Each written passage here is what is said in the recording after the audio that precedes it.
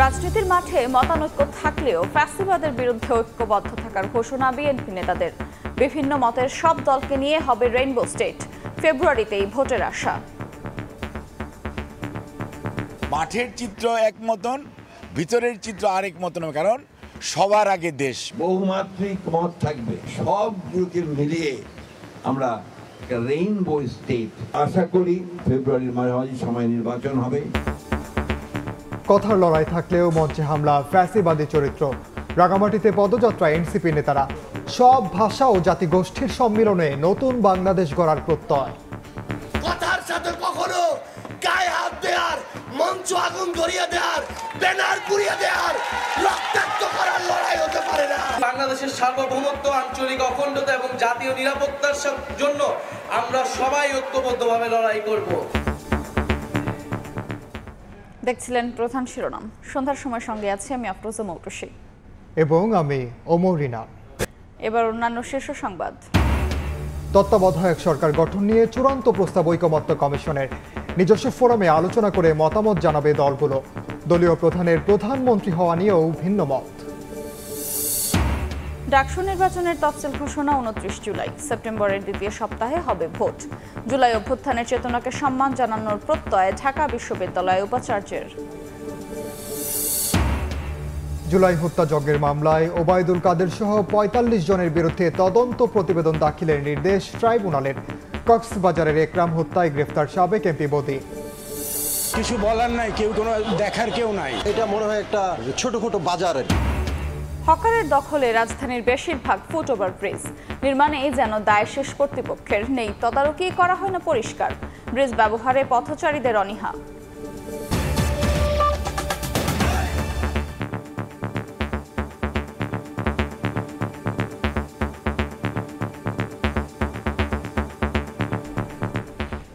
প্রধান উপদেষ্টার প্রতিশ্রুত ফেব্রুয়ারিতে জাতীয় নির্বাচনের মাধ্যমে দেশ গণতন্ত্রের উত্তরণের ভিত্তি পাবে বলেও আশা প্রকাশ করেছেন বিএনপি মহাসচিব মির্জা ফখরুল ইসলাম আলমগীর। তিনি বলেন, বিভিন্ন রাজনৈতিক মতের সবাইকে অন্তর্ভুক্ত করেই একটি রেইনবো স্টেট করতে চায় তার দল। এদিকে দলের স্থায়ী কমিটির সদস্য ডক্টর AZM জাহিদ হোসেন বলেন, রাজনীতির মাঠে আলাদা মত থাকলেও ফ্যাসিবাদের বিরুদ্ধে সব দল ঐক্যবদ্ধ। রোববার দুপুরে রাজধানীর জিয়া উদ্যানে জুলাই শহীদদের স্মরণে বিএনপির বৃক্ষরোপণ কর্মসূচিতে যোগ দেন দলের মহাসচিব মির্জা ফখরুল ইসলাম আলমগীর। এ সময় তিনি এক একজন শহীদের নামে এক একটি গাছ লাগান। এর আগে জুলাই গণঅভ্যুত্থান স্মরণে আলোচনা সভায় মির্জা ফখরুল ইসলাম আলমগীর বলেন, প্রধান উপদেষ্টার প্রতিশ্রুত ফেব্রুয়ারির মধ্যে নির্বাচনের মাধ্যমে দেশে গণতন্ত্রের উত্তরণ ঘটবে। ভিন্ন মত থাকবে, বহুমাত্রিক মত থাকবে। কেউ গণতন্ত্রে বিশ্বাস করবে, কেউ সমাজতন্ত্রে বিশ্বাস করবে, কেউ আপনার ওয়েলফেয়ার স্টেটে বিশ্বাস করবে। এই সবগুলোকে মিলিয়ে আমরা একটা রেইনবো স্টেট, একটা রামধনু যেভাবে অনেকগুলো রং নিয়ে ওঠে, সেরকম একটা রাষ্ট্র নির্মাণ করতে অনেক আগেই আমাদের দেশের নেত্রী বেগম খালেদা জিয়া সেই স্বপ্ন দেখেছিলেন। প্রতিশ্রুতিবদ্ধ হয়েছেন এই কেয়ারটেকার সরকার যে 26 ফেব্রুয়ারির মাঝামাঝি সময় নির্বাচন হবে। সেই নির্বাচনের মধ্য দিয়ে আমরা জনগণের একটা সরকার তৈরি করতে পারবো। একই দিন ইঞ্জিনিয়ারিং ইনস্টিটিউশনে সম্মিলিত পেশাজীবী পরিষদের সমাবেশ স্থল পরিদর্শন করেন বিএনপির স্থায়ী কমিটির সদস্য ডক্টর AZM জাহিদ হোসেন। বলেন, মাঠের চিত্র যাই থাকুক, ফ্যাসিবাদের বিরুদ্ধে রাজনৈতিক দলগুলো এক হয়েছে। কে কতটুকু কার সাথে ঐক্যবদ্ধ হতে পারছে সেটা ওই সময় বলা যাবে। এখন এই মুহূর্তে অগ্রিম বলে ঐক্য প্রচেষ্টাকে বিনষ্ট করা সঠিক হবে না। মাঠের চিত্র এক মতন, ভিতরের চিত্র আরেক মতন, কারণ সবার আগে দেশ মনে রাখতে হবে। এদিকে আলাদা আয়োজনে দলের নেতারা বলেন, উস্কানি দিয়ে পরিস্থিতি ঘোলাটে করে স্বৈরতন্ত্রকে আমন্ত্রণ জানানোর ষড়যন্ত্র চলছে। বিভেদ তৈরি করলে সুযোগ নেবে ফ্যাসিবাদীরা। তারা কিভাবে হরতাল ডাকে, তারা কিভাবে গোপালগঞ্জে বিশৃঙ্খলা করে, তারা কিভাবে এই মিরপুরে গাড়িতে আগুন দেয়, এই জিনিসগুলো তো এই সুযোগে হচ্ছে। সেই সুযোগটা বন্ধ না করে নিজেদের মধ্যে যদি আমরা এই বিভেদ তৈরি করি, সেই বিভেদ আমাদেরকে কোনো নতুন কোনো কিছু সংগ্রহ করার সুযোগ দেবে না। উস্কানি দিয়ে পরিস্থিতি ঘোলাটে করে স্বৈরতন্ত্রকে আমন্ত্রণ জানাবেন এটা গ্রহণযোগ্য না। নির্বাচন বিলম্বিত করার মানেই দেশকে অনিশ্চয়তার মধ্যে ঠেলে দেয়া বলেও মন্তব্য করেন বিএনপি নেতারা। তোহা খান তামিম, সময় সংবাদ, ঢাকা। কথার লড়াই থাকলেও মঞ্চে হামলা ফ্যাসিবাদী চরিত্র বলে মন্তব্য করেছেন এনসিপি নেতারা। সব ভাষা ও জাতিগোষ্ঠীর সম্মিলনে নতুন বাংলাদেশ গড়ার প্রত্যয় তাদের। সব জনপদের মানুষের অধিকার নিশ্চিতে কাজ করবে জাতীয় নাগরিক পার্টি। পাহাড়ি জনপদ রাঙামাটিতে জুলাই পদযাত্রায় এ কথা বলেছেন দলের নেতারা।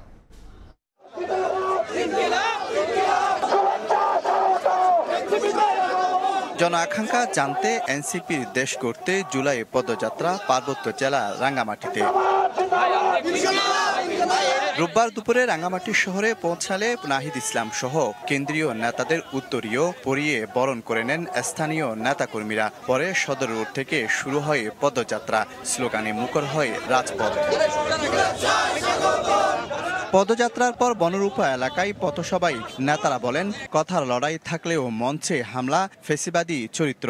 সব জনপদের মানুষের অধিকার নিশ্চিতে কাজ করার ঘোষণা দেন তারা। আমাদের যদি যে কোনো কথা বা কাজে ভুল হয় আমরা সংশোধন করে নিব, কিন্তু কথার সাথে কথার লড়াই হতে পারে। কথার সাথে কখনো গায়ে হাত দেওয়ার, মঞ্চ আগুন ধরিয়ে দেওয়ার, ব্যানার পুড়িয়ে দেওয়ার, রক্তাক্ত করার লড়াই হতে পারে না। ইনসাফপূর্ণ একটা রাষ্ট্র ব্যবস্থা এবং সমাজ ব্যবস্থা গড়ে তুলতে পারি, যেখানে বিভিন্ন জাতিগোষ্ঠী, বিভিন্ন ধর্ম, বিভিন্ন ভাষার মানুষের সমান অধিকার প্রতিষ্ঠিত হয়। পাহাড়ে বিভেদ সৃষ্টি করে এক পক্ষ সুবিধা নিয়েছে উল্লেখ করে দলের আহ্বায়ক নাহিদ ইসলাম বলেন, সব ভাষা ও জনগোষ্ঠীর সম্মিলনে নতুন বাংলাদেশ গড়বে এনসিপি। পাহাড়ে যে অশান্তি, যে বিভেদ বছরের পর বছর জিয়ে রাখা হয়েছে এবং আমরা সেই অশান্তি এবং বিভেদকে দূর করতে হবে এবং বাংলাদেশের সার্বভৌমত্ব, আঞ্চলিক অখণ্ডতা এবং জাতীয় নিরাপত্তার জন্য আমরা সবাই ঐক্যবদ্ধভাবে লড়াই করব। এর আগে চট্টগ্রাম নগরীর হোটেল সৈকতে শহীদ পরিবারের সদস্যদের সঙ্গে কথা বলেন এনসিপি নেতারা। প্রশাসনে ফ্যাসিস্টের দোসররা বসে থাকায় শহীদ পরিবার যথাযথ সম্মান পাচ্ছে না বলে মন্তব্য করেন তারা। শফিকুল আলম, সময় সংবাদ, রাঙ্গামাটি। তত্ত্বাবধায়ক সরকার গঠন প্রক্রিয়া নিয়ে চূড়ান্ত প্রস্তাবনা দিয়েছে জাতীয় ঐক্যমত্য কমিশন। নিজস্ব ফোরামে আলোচনার পর মঙ্গলবার এ বিষয়ে মতামত জানাবে দলগুলো। চলতি মাসেই অমীমাংসিত বিষয়ে ঐক্যমত্য তৈরির প্রত্যাশা আলী রিয়াজের। অন্যদিকে দলীয় প্রধানের প্রধানমন্ত্রী হওয়া নিয়ে আপত্তি জামাত, এনসিপি সহ বেশিরভাগ দলের। বিএনপি বলছে দলীয় প্রধানের গণতান্ত্রিক অধিকার রক্ষায় প্রধানমন্ত্রী হওয়ার সুযোগ উন্মুক্ত রাখা উচিত। মৌলিক সংস্কার বাস্তবায়নে রাজনৈতিক দলগুলোর সাথে ধারাবাহিক বৈঠক করছে জাতীয় ঐক্যমত্য কমিশন। রোববার বেলা 11টায় শুরু হয় দ্বিতীয় দফার 15তম দিনের সংলাপ। আলোচনা হয় তত্ত্বাবধায়ক সরকার এবং একাধিক পদে প্রধানমন্ত্রীর থাকা না থাকা প্রসঙ্গে। তবে দুই বিষয়ের কোনোটিতেই ঐক্যমত তৈরি হয়নি। সেই বিবেচনা থেকেই দীর্ঘ বৈঠক শেষে বিকেল 5টায় কমিশনের সহসভাপতি অধ্যাপক আলী রিয়াজ জানান, তত্ত্বাবধায়ক সরকার গঠন নিয়ে বিএনপি, জামায়াত সহ কয়েকটি দলের লিখিত প্রস্তাবনা নিয়ে চূড়ান্ত প্রস্তাবনা দেওয়া হয়েছে রাজনৈতিক দলগুলোর কাছে। মঙ্গলবার জানিয়ে সিদ্ধান্ত নেবে কমিশন। চলতি মাসেই অমীমাংসিত সব বিষয়ে ঐক্যমত হওয়ার আশাবাদ তার। আমরা আগামী 2-1 দিনের মধ্যে আরো আলোচনা করে উচ্চকক্ষ বিষয়ে একটা সিদ্ধান্ত কমিশনের পক্ষ থেকে দিতে পারবো। আমরা মনে করি আমরা জুলাইয়ের শেষ নাগাদ 31শে জুলাইয়ের মধ্যে একটি জাতীয় সনদ স্বাক্ষর করতে পারবো, সেই আস্থা এবং বিশ্বাস আমাদের আছে। এদিকে দলীয় প্রধানমন্ত্রী হওয়া নিয়ে মুখোমুখি অবস্থান দলগুলোর। বিপ্লবী ওয়ার্কার্স পার্টি, এনসিপি সহ বেশ কিছু দল এক ব্যক্তিকে একাধিক পদে থাকার বিষয়ে আপত্তি জানায়। একই রাজনৈতিক দল সরকারে থাকলেও সরকার এবং দলের মধ্যে যে ন্যূনতম ভারসাম্য, সেই ভারসাম্যটা রক্ষা করাটা দরকারি। একই ব্যক্তি যদি এত পদে থাকেন, এটা কনফ্লিক্ট অফ ইন্টারেস্টের একটা সমস্যা, একটা সংকট দেখা দিতে পারে। তাদের আগামীর বাংলাদেশের কথা চিন্তা করে এই প্রস্তাবটায় রাজি হবেন এবং আমাদের যে প্রস্তাবটা ছিল 3 জায়গার থেকে 3 ব্যক্তি প্রধান হবেন এবং একই সাথে বিরোধী দলের ক্ষেত্রে যে প্রধান হবেন সংসদে, সেই বিরোধী দলও যেন তার বাহিরের অন্য কাউকে দলের প্রদান করেন। দলীয় প্রধানমন্ত্রী হওয়ার বিষয়ে আপত্তি জানালেও প্রধানমন্ত্রী এবং সংসদ নেতা একজন হওয়ার পক্ষে মত জানায় জামাতে ইসলামী। একটি হচ্ছে প্রধানমন্ত্রী আর একটা হচ্ছে লিডার অফ দি হাউস। এই দুটার কাছাকাছি দায়িত্ব। এখানে যদি ডিভিশন হয়ে যায় তাহলে মাঝে মধ্যে অচল অবস্থা তৈরি হয়ে যেতে পারে। টু বি প্র্যাকটিক্যাল, প্রধানমন্ত্রী এবং লিডার অফ দ্য হাউস দুটাতেই একজন ব্যক্তি থাকতে পারবেন। বিএনপি বলছে ঐক্যমত্য তৈরি না হলেও প্রায় কাছাকাছি এসেছে রাজনৈতিক দলগুলো। দলীয় প্রধানের গণতান্ত্রিক অধিকার রক্ষায় প্রধানমন্ত্রী হওয়ার সুযোগ উন্মুক্ত রাখা উচিত। পৃথিবীর গণতন্ত্রের সূতিকাগার হিসাবে আমরা যুক্তরাজ্যের উদাহরণটা দিয়ে থাকি, সেখানেও দলীয় প্রধান এবং প্রধানমন্ত্রী একই ব্যক্তি হয়ে থাকেন। কিন্তু অপশনটা থাকা ভালো, তার ডেমোক্রেটিক রাইটটা যাতে ক্ষুণ্ণ না হয়, যে ব্যক্তি দলীয় প্রধান হন তার যাতে রাইটটাও ক্ষুণ্ণ থাকে যে তিনি ইচ্ছা করলে প্রধানমন্ত্রী তো পদ নিতে পারেন। সেই জন্য আমরা বলেছি যে এটা ওপেন থাকা ভালো। সংবিধান, নির্বাচন ব্যবস্থা, বিচার বিভাগ, দুদক ও জনপ্রশাসন সংস্কার কমিশনের 166টি সুপারিশের রাজনৈতিক দলগুলোর সঙ্গে এখনো পর্যন্ত মোট 60টির সংলাপ করেছে ঐক্যমত্য কমিশন। সানবির রূপল, সময় সংবাদ, ঢাকা। বর্তমান আইন শৃঙ্খলা রক্ষা বাহিনী দিয়েই আগামী জাতীয় সংসদ নির্বাচন সুষ্ঠুভাবে সম্পন্ন করা সম্ভব বলে জানিয়েছেন স্বরাষ্ট্র উপদেষ্টা জাহাঙ্গীর আলম চৌধুরী। নির্বাচনের আগে পুলিশকে প্রশিক্ষণ দেয়া সহ সার্বিক প্রস্তুতি নেওয়া হবে বলেও জানান তিনি। এদিকে গোপালগঞ্জে সহিংসতায় জড়িত ছাড়া নিরপরাধ কাউকে গ্রেফতার না করার নির্দেশ দেওয়া হয়েছে বলেও জানান উপদেষ্টা। জুলাই আন্দোলনের পর থেকেই আইন শৃঙ্খলা রক্ষা বাহিনীর মনোবল ফেরানোর চেষ্টা করে যাচ্ছে অন্তর্বর্তী সরকার। রোববার সকালে সচিবালয়ে বসে আইন শৃঙ্খলা সংক্রান্ত কোর কমিটির বৈঠক শেষে ব্রিফিংয়ে সাংবাদিকদের প্রশ্নের জবাবে স্বরাষ্ট্র উপদেষ্টা বলেন, বর্তমান আইন শৃঙ্খলা রক্ষা বাহিনী দিয়েই আগামী নির্বাচন সুষ্ঠুভাবে সম্পন্ন করা সম্ভব। নির্বাচনের আগে প্রশিক্ষণ দেয়া সহ সার্বিক প্রস্তুতি নেয়ার নির্দেশনা দেওয়া হয়েছে। আইন শৃঙ্খলা পরিস্থিতি আগের থেকে অনেক উন্নতি হয়েছে। আইন শৃঙ্খলা বাহিনী যে প্রস্তুতি, আরও তো অনেক সময় রয়ে গেছে, আমাদের প্রস্তুতি রয়ে গেছে, আমাদের ট্রেনিং হচ্ছে, আমরা ট্রেনিং প্রোগ্রাম করে দিচ্ছি, আমরা তো প্রস্তুতি নিয়ে নিচ্ছি, আল্লাহ দিলে করতে কোনো অসুবিধা হবে না। এদিকে গোপালগঞ্জের পরিস্থিতি এখন স্বাভাবিক জানিয়ে উপদেষ্টা বলেন, নিরপরাধ কেউ যেন হয়রানির শিকার না হয় সে বিষয়ে নির্দেশনা রয়েছে। 144 ধারাও পর্যায়ক্রমে তুলে নেওয়া হবে। কার্ফিউ তো উঠে দিছে, 144 ধারাটাও আবার আস্তে আস্তে উঠে নেওয়া হবে। অন্যায় করলে সে গ্রেপ্তার হবে। আমি একটা কথাই বলছি, কোনো অবস্থায় যেন দুষ্কৃতিকারী ছাড়া না যেন পায়, আর যেন যে অপরাধ করে নাই যে যেন কোনো অবস্থায় ধরা না পড়ে। গোপালগঞ্জের ঘটনায় মামলা হবে কিনা সে বিষয়ে স্বরাষ্ট্র সচিবের নেতৃত্বে গঠিত কমিটি সিদ্ধান্ত নেবে বলে জানান উপদেষ্টা। পুলিশ মামলা করবে কি না করবে এটা তো একটা কমিটি করা হয়েছে, তারা করবে। প্রসূন আশিস, সময় সংবাদ, ঢাকা। ঢাকা বিশ্ববিদ্যালয়ের কেন্দ্রীয় ছাত্র সংসদ ডাকসু নির্বাচনের তফসিল ঘোষণা করা হবে 29 জুলাই, আর নির্বাচন হতে পারে সেপ্টেম্বরের দ্বিতীয় সপ্তাহে। ঢাকা বিশ্ববিদ্যালয়ের সিনেট ভবনে নির্বাচনের তফসিল নিয়ে চূড়ান্ত সভায় এই সিদ্ধান্ত নেওয়া হয়। বিশ্ববিদ্যালয়ের উপাচার্য জানান, জুলাই অভ্যুত্থানের চেতনাকে সম্মান জানাতেই দ্রুত ডাকসু নির্বাচনের আয়োজন করা হচ্ছে। ঢাকা বিশ্ববিদ্যালয় সিনেট ভবনে রোববার আয়োজন করা হয় ডাকসু নির্বাচনের তফসিল সংক্রান্ত চূড়ান্ত সভার। এতে অংশ নেয় ডাকসু নির্বাচনের জন্য গঠিত কমিশন, বিশ্ববিদ্যালয় প্রশাসন, প্রভোস্ট ও ডিনস কমিটি, সব ছাত্র সংগঠনের অংশীজনরা। ডাকসু নির্বাচন দ্রুত আয়োজনে সুনির্দিষ্ট তারিখ ঘোষণা সহ নানা দাবি তুলে ধরেন বিভিন্ন ছাত্র সংগঠনের নেতারা। মুক্তিযুদ্ধ প্রসঙ্গে যার যে বক্তব্য সেটা নিয়ে নির্বাচনে অংশগ্রহণ করতে পারবে, এটা ডাকসুর লক্ষ্য উদ্দেশ্যের সাথে সুস্পষ্টভাবে কন্ট্রাডিক্ট করে এবং এই বিষয়ে বিশ্ববিদ্যালয়ের স্পষ্ট অবস্থান জানাইতে হবে।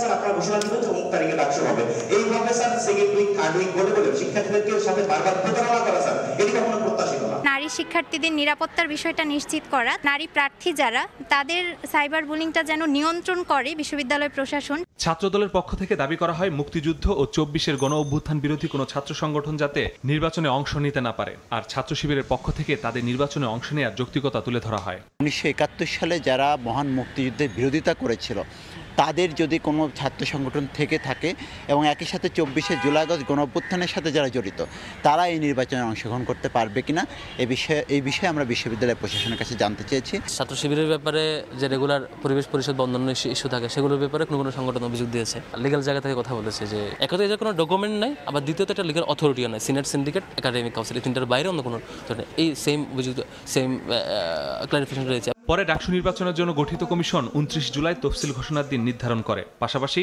সেপ্টেম্বরের দ্বিতীয় সপ্তাহে হতে পারে নির্বাচন। ডাকসু নির্বাচনের পাশাপাশি সম্প্রতি ঢাকা বিশ্ববিদ্যালয়ে ঘটে যাওয়া হত্যা ও নিষিদ্ধ ছাত্রলীগের ব্যাপারে ব্যবস্থা নেওয়া হচ্ছে বলে জানান উপাচার্য। আন্ডারস্ট্যান্ডিং তারা করবেন। আমরা সবাই মিলে চেষ্টা করছি, এটি কোনো ব্যক্তিগত কোনো এজেন্ডা না, যেহেতু সবাই আমরা এই ব্যাপারে একমত যে আমরা এই নির্বাচনটি আমাদের জুলাই স্পিরিটকে একটা সম্মান জানানোর উপায় হিসেবে এটা আমরা করতে চাই। এদিকে ডাকসু নির্বাচন সুনির্দিষ্ট তারিখ ঘোষণার দাবিতে রেজিস্ট্রার ভবনের সামনে অবস্থান কর্মসূচি পালন করেছে ছাত্র অধিকার পরিষদ। শিডিউল দিচ্ছি, এই যে রূপরেখা দিচ্ছি, রূপরেখার শিডিউল দিচ্ছি, তফসিলের রূপরেখা দিচ্ছি, নানান রকম টার্মের খেলার ভিতরে ফেলে দিয়ে তারা টাইম কিল করতেছে। পাশাপাশি ডাকসু নির্বাচন বানচালে একটি পক্ষ ষড়যন্ত্র করছে বলে অভিযোগ আন্দোলনকারীদের। মাসুদুর রহমান, সময় সংবাদ, ঢাকা। সন্ধ্যার সময় আরও থাকছে। এবার হাতের ঝিল চক্রাকার বাস ও ওয়াটার ট্যাক্সিতে চালু র্যাপিড পাস সেবা, কমবে টিকিট কাটার ঝামেলা, আগামীতে রেলেও মিলবে সেবা, জানালেন উপদেষ্টা। রাজনৈতিক মতাদর্শের ঊর্ধ্বে থেকে যে সেনা কর্মকর্তারা যোগ্য নেতৃত্ব প্রদানে সফল হয়েছেন, পদোন্নতির জন্য তাদের নির্বাচন করতে নির্দেশনা দিয়েছেন ডক্টর ইউনূস। সকালে সেনা সদর নির্বাচনী পর্ষদ 2025-এর উদ্বোধন করে এই নির্দেশনা দেন প্রধান উপদেষ্টা।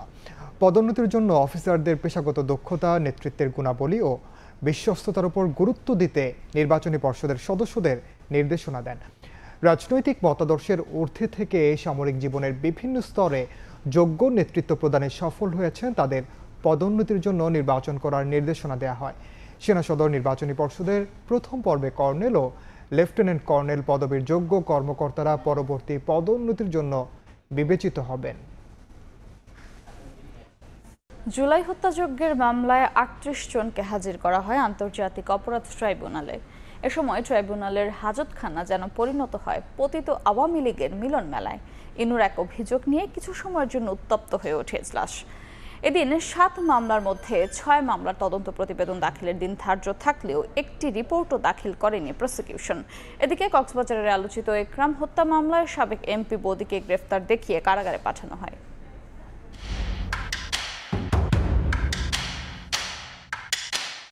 জুলাই আগস্টের হত্যাযজ্ঞের বিচারে সবচেয়ে বেশি সংখ্যক আসামিকে রোববার হাজির করা হয় আন্তর্জাতিক অপরাধ ট্রাইব্যুনালে। 9 মন্ত্রী, 2 উপদেষ্টা, অবসরপ্রাপ্ত বিচারপতি সহ এদিন কাঠগড়ায় তোলা হয় 38 জনকে। সকাল 11:30টার পর একে একে এজলাসে নেওয়া হয় আনিসুল হক, সালমান এফ রহমান, কামরুল ইসলাম, দীপুমণি, পলক সহ 16 জনকে। বিচার কার্যক্রম শুরু হওয়ার আগেই হাসানুল হক ইনুর আইনজীবী আদালতকে বলেন কথা বলতে চান ইনু। এ সময় সাবেক এই মন্ত্রী বলেন, গেল জুনে ডিবি পরিচয়ে কারাগারে তার কণ্ঠস্বর পরীক্ষা করা হয়, এটি অসৎ উদ্দেশ্যে করা হয়েছে বলেও দাবি করেন তিনি। বিরোধিতা করেন চিফ প্রসিকিউটর। তখন ট্রাইব্যুনালের চেয়ারম্যান বলেন, ন্যায় বিচারের স্বার্থে সবকিছুই শুনতে পারেন তারা। পরে চিফ প্রসিকিউটর দেখান ট্রাইব্যুনালের আদেশেই ইনুর কণ্ঠস্বর পরীক্ষা করা হয়েছে। মাননীয় ট্রাইব্যুনালে এরকম কোনো নির্দেশনা ওনার কাছে প্রদর্শিত না হওয়ায় ওনার শঙ্কা যে এটা অসৎ উদ্দেশ্যে হতে পারে। ট্রাইব্যুনালের একটি আদেশ নিয়ে তদন্ত সংস্থা জেলখানাতে ওনার ভয়েস টেস্ট করেছে, ভয়েসের একটা স্যাম্পল নিয়েছেন, এটা একটা আইনগত কাজ করেছেন। পরে এই 12 মন্ত্রী, প্রতিমন্ত্রী সহ 45 জনের তদন্ত শেষ করতে সময় চেয়ে চিফ প্রসিকিউটর বলেন তদন্ত প্রায় শেষ পর্যায়ে, তবে এই 45 জনকে ভিন্ন ভিন্ন মামলায় আনুষ্ঠানিক অভিযোগপত্র দেওয়া হবে। এই 3 মাসের মধ্যে আমাদের আরও বেশ কিছু আসামির বিরুদ্ধে সেপারেট তদন্ত প্রতিবেদন আমরা হাতে পাবো বলে তদন্ত সংস্থা আমাদেরকে জানিয়েছে। এদিন প্রথমবারের মতো ট্রাইব্যুনালে হাজির করা হয় কক্সবাজারের সাবেক এমপি আব্দুর রহমান বদিকে। তাকে আলোচিত একরামুল হত্যা মামলায় গ্রেফতার দেখানো হয়েছে। বদিকে জিজ্ঞাসাবাদের অনুমতিও দিয়েছেন বিশেষ আদালত। আব্দুর রহমান বদি সাহেবকে আজকে এই মামলায় গ্রেফতার দেখিয়ে কারাগারে প্রেরণ করা। এদিকে হাজিরার দিন ধার্য থাকলেও আসামি থেকে রাজসাক্ষী হওয়া সাবেক আইজিপি মামুনকে ট্রাইব্যুনালে আনা হয়নি। তবে আলাদা আরও 5 মামলায় সাবেক মেয়র আতিকুল ইসলাম সহ আইন শৃঙ্খলা বাহিনীর আরও 21 জনকে হাজির করা হয়। সবগুলো মামলা তদন্ত রিপোর্ট দাখিলের জন্য নতুন তারিখ ধার্য করা হয়েছে। আফজাল হোসেন, সময় সংবাদ, ঢাকা। বিএনপির ভারপ্রাপ্ত চেয়ারম্যান তারেক রহমানের বিরুদ্ধে মিথ্যাচার ও অবমাননাকর বক্তব্যের প্রতিবাদে বিক্ষোভ মিছিল ও প্রতিবাদ সমাবেশ করেছেন দলটির নেতাকর্মীরা। বিকেলে বাংলা মোটরে বিএম স্কুলের সামনে প্রথমে ছোট ছোট মিছিল নিয়ে জড়ো হন হাতিরঝিল থানা বিএনপির নেতাকর্মীরা। পরে মিছিল নিয়ে নগরীর কয়েকটি গুরুত্বপূর্ণ সড়ক প্রদক্ষিণ করেন। পরে প্রতিবাদ সমাবেশে নেতারা বলেন, একটি দল গুপ্ত রাজনীতি অব্যাহত রেখেছে, তারেক রহমানের বিরুদ্ধে অবমাননাকর বক্তব্যে জড়িতদের অবিলম্বে গ্রেফতারের দাবি জানান। ভবিষ্যতে দলের নেতাদের নিয়ে আপত্তিকর মন্তব্য করলে কঠোর জবাবের হুঁশিয়ারি দেন। এবার বাসেও চালু হলো র্যাপিড পাস কার্ড সেবা। রাজধানীর হাতিরঝিল চক্রাকার বাস ও ওয়াটার ট্যাক্সিতে যুক্ত হয়েছে এই সুবিধা। সড়ক ও রেলপথ উপদেষ্টা ফয়জুল করিম খান মনে করেন এই সেবা নগর জীবনে গতি আনবে। নতুন উদ্যোগকে স্বাগত জানিয়েছেন নগরবাসী। এক কার্ডেই সকল ভ্রমণ, হোক নির্বিঘ্ন জীবনযাপন, এই স্লোগানকে বাস্তব রূপ দিতে এবার মেট্রো রেলে ব্যবহৃত র্যাপিড পাস কার্ড ব্যবহার হবে হাতিরঝিল চক্রাকার বাসে। এ সেবার উদ্বোধন করে ঢাকা পরিবহন সমন্বয় কর্তৃপক্ষ। রোববার বিকেলে রাজধানীর হাতিরঝিল চক্রাকার বাসের এফডিসি কাউন্টারে আনুষ্ঠানিকভাবে এই সেবার উদ্বোধন করেন সড়ক ও রেলপথ উপদেষ্টা ফয়জুল কবির খান। বক্তব্যে বলেন, এই আধুনিকায়নের ফলে সড়ক পথে নগরবাসীর চলাচলের গতি বাড়বে। বাইরের দুনিয়ায় যেটা অনেকদিন আগে থেকে হয়েছে, তো সেটাই আমরা এখানে চালু করতে চাই। আমাদের একটাই উদ্দেশ্যটা হচ্ছে সড়কে গতি বৃদ্ধি করা, যাতে আপনার যাতায়াতের সময় কম লাগে। বক্তব্য শেষে হাতিরঝিল চক্রাকার বাসে র্যাপিড পাসের মাধ্যমে টিকিট কেটে বাসে চড়েন সড়ক পরিবহন উপদেষ্টা। পরে ওয়াটার ট্যাক্সিতে হাতিরঝিল ভ্রমণ করেন তিনি। ওয়াটার ট্যাক্সিতেও যুক্ত করা হয়েছে র্যাপিড পাস সুবিধা। নতুন এই উদ্যোগকে স্বাগত জানিয়েছে নগরবাসী।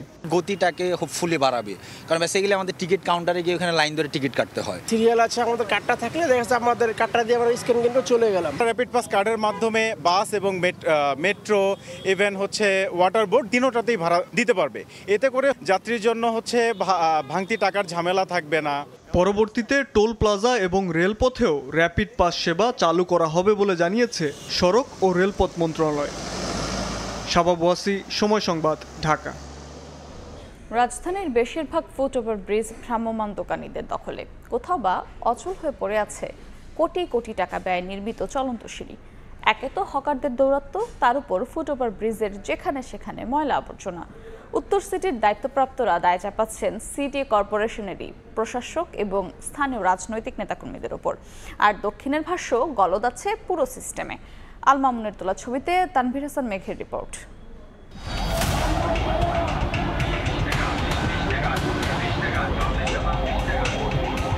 এজন্য আস্ত এক বাজার, কাঁচা বাজার বাদে সব ধরনের পণ্যের পসরা নিয়ে বসেছেন হকাররা। স্যান্ডেল থেকে শুরু করে কানের দুল সবই পাওয়া যায় এক ছাদের নিচে। এই চিত্র রাজধানীর ফার্মগেটের ফুটওভার ব্রিজের। শুধু দখল নয়, সিঁড়ি জুড়ে যেখানে সেখানে পড়ে আছে ময়লা আবর্জনা। এটা মনে হয় একটা ছোটখাটো বাজার আর কি। ব্রিজের দুপাশে কিন্তু ওই হকাররা কিন্তু বসে কিন্তু তাদের অবৈধ ব্যবসা করতেছে। অবৈধভাবে দোকান বসানোর কথা স্বীকার করে হকারদের দাবি, নির্দিষ্ট জায়গার অভাবে এখানে বসতে বাধ্য হচ্ছেন তারা। সরকার আমাদের পার্সোনালি কোনো জায়গায় একটা যদি সেট আপ করে দেয় এরকম ভাবে, তাহলে হয়তো আমরা একটা কিছু করতে পারি। একদিকে যখন রাজধানীর বেশিরভাগ ফুটওভার ব্রিজ হকারদের দখলে, ঠিক অন্যদিকে তখন নির্মাণে যেন দায় শেষ কর্তৃপক্ষের।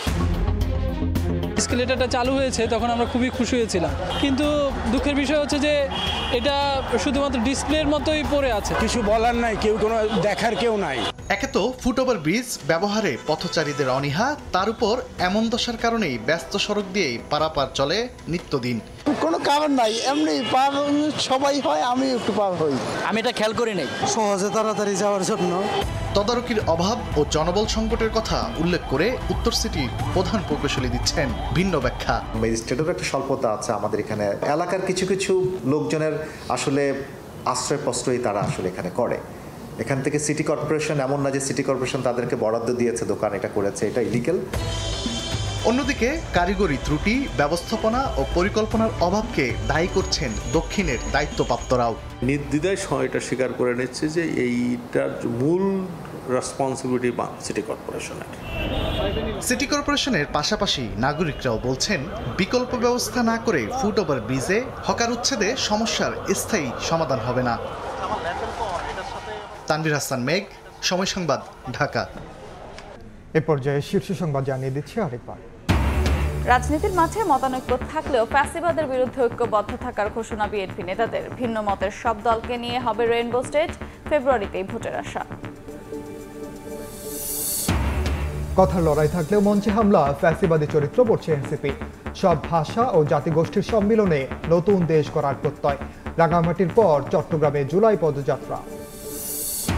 এবং ডাকসু নির্বাচনের তফসিল ঘোষণা 29 জুলাই। সেপ্টেম্বরের দ্বিতীয় সপ্তাহে হবে ভোট। জুলাই অভ্যুত্থানের চেতনাকে সম্মান জানানোর প্রত্যয় ঢাকা বিশ্ববিদ্যালয় উপাচার্যের।